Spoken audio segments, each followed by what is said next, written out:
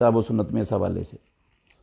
کرسی پر بیٹھ کر نماز پڑھنا اور کرسی پر بیٹھ کر امامت کروانا کیسا ہے اور اس کا طریقہ کیا ہے؟ بھئی مجبوری کی وجہ سے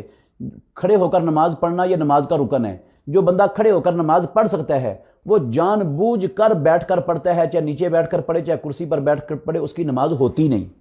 کیونکہ اس نے جان بوجھ کر ایک رکن نماز کا چھوڑ دیا ہے۔ جو نماز کا رکن چھوڑ دے اس کی نماز نہیں ہوتی۔ سجدہ صاحب بھی اس کی جگہ پر کفایت نہیں کرتا، یہ رکن ہے قیام۔ تو البتہ جو قیام نہیں کر سکتا اس کے لیے نیچے بیٹھنا بھی دقت کا باعث ہے، صرف کرسی پر بیٹھ سکتا ہے تو وہ کرسی پر بیٹھ کر نماز پڑھ سکتا ہے، ہو جائے گی اس کی نماز کرسی پر بیٹھ کر پڑھنے سے۔ البتہ جو امام ہے وہ بیٹھ کر نماز پڑھائے گا تو پیچھے والوں کو بیٹھ کر پڑھنی پڑے گی۔ اس لیے جو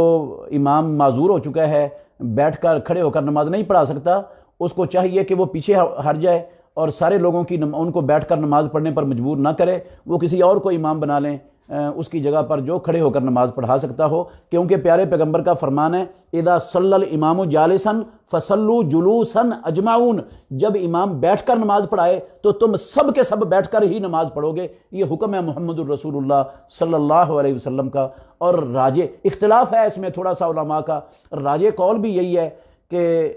جو ہے نا وہ حدیث جس میں رسول اللہ صلی اللہ علیہ وسلم نے ابو بکر صدیق رضی اللہ عنہ کے پہلو میں بیٹھ کر نماز پڑھی اور صحابہ نے پیچھے کھڑی ہو کر پڑھی، اس سے بعض لوگ استدلال کرتے ہیں، لیکن وہ معجزہ ہے رسول اللہ صلی اللہ علیہ وسلم کا، اس میں آپ کی خصوصیات ہیں اس حدیث کے اندر کئی، اور وہ حدیث جو خصوصیت ہوتی ہے وہ دلیل نہیں ہوتی ساری امت کے لیے۔ آپ کا حکم یہ سب کے لیے ہے اذا صلی الامام جالسا فصلوا جلوسا اجمعون، اور بیٹھ کر نماز پڑھنے والا حضرت انس بن مالک رضی اللہ عنہ کی حدیث ہے صحیح سند سے۔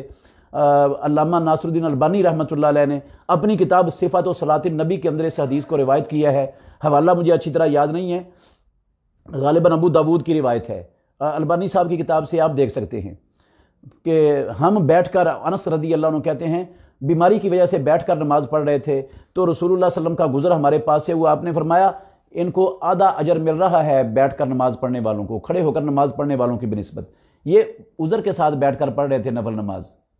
اور عذر کے ساتھ بھی بیٹھ کر پڑھے گا تو آدھا ثواب ملتا ہے پیارے پیغمبر کے اس فرمان کے مطابق۔